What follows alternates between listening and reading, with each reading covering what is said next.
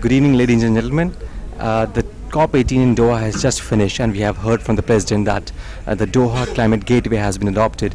I have here with me Mr. Dirk Forrister, who is the President of IETA. So what's your first reaction to the Doha Climate Gateway? Well, I think we see markets at the heart of it, which is a very encouraging sign because these talks have really been rough over the last few days, and they came up with a breakthrough of sorts. Maybe didn't have everything we wanted on new market mechanisms, but it has a good starting point with all of the key building blocks there.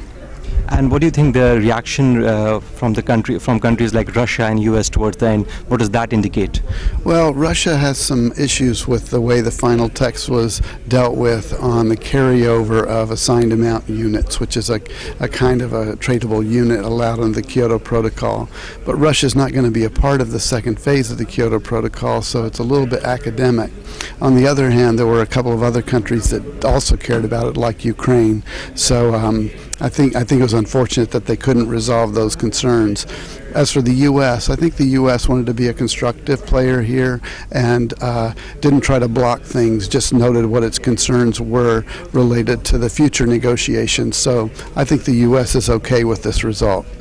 And some of the island states mentioned that the Climate Leaders Summit in 2014, that may be a very important event. What do you think about that? Well, I do think that there'll be new science coming out that will inform discussions of ministers that year, and there's also going to be a process led by Ban Ki-moon with heads of state that year. So I think it'll be a year when we get some more momentum behind the serious concerns that climate change presents the planet. And finally, what will be your message from Doha to the private sector in Asian countries like China, India, Thailand?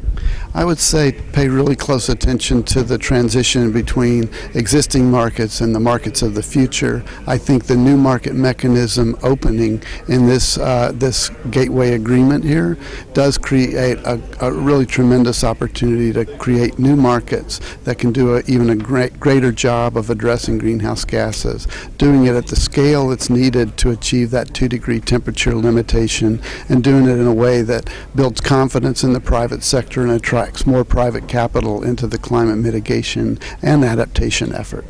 Thank you. Thanks a lot for your time. Thank you. Thank you.